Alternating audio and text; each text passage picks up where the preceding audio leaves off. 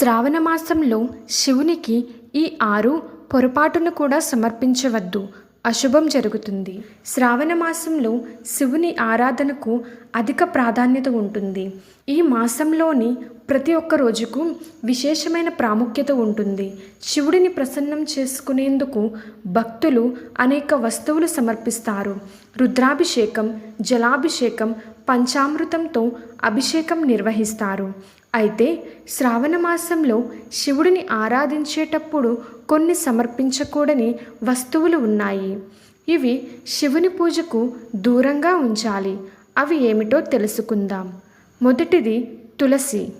హిందువులకు అత్యంత పవిత్రమైన మొక్కలలో తులసి ఒకటి. ఆధ్యాత్మిక పరంగానే కాకుండా ఆరోగ్యపరంగా కూడా తులసికి ఎంతో ప్రాధాన్యత ఉంటుంది. అయితే తులసి ఆకులు విష్ణుకు ప్రీతికరమైనవి, కానీ శివుడికి సమర్పించకూడదు. ఎందుకంటే హిందూ గ్రంథాల ప్రకారం తులసి రాక్షసిరాజు జలంధరకు భార్య. విశ్వాన్ని రక్షించడానికి శివుడు జలంధరును నాశనం చేశాడు.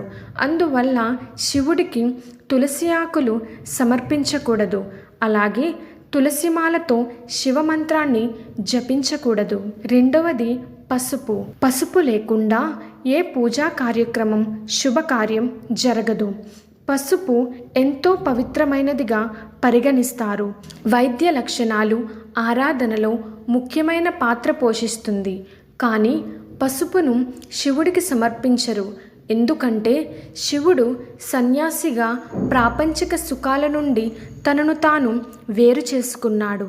పసుపు సంతానోత్పత్తి, వివాహంతో ముడిపడి ఉంది.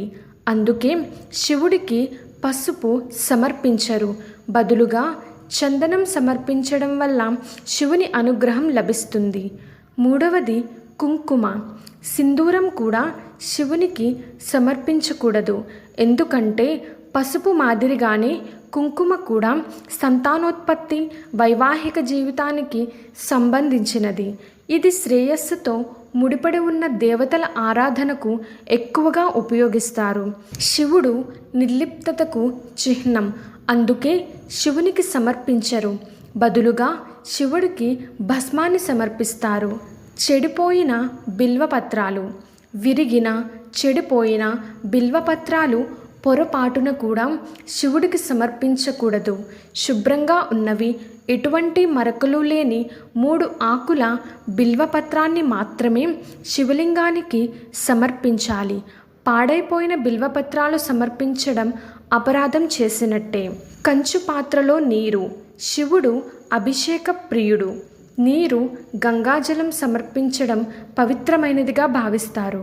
అభిషేకం సమయంలో శివునికి గంగాజలం, తేనె, పెరుగు, పంచామృతంతో పాటు మరెన్నో సమర్పిస్తారు. కానీ శివలింగానికి నీరు సమర్పించే పాత్ర కంచు పాత్ర అవ్వకూడదు. కంచు కుండలో నీటిని సమర్పించడం అశుభంగా భావిస్తారు.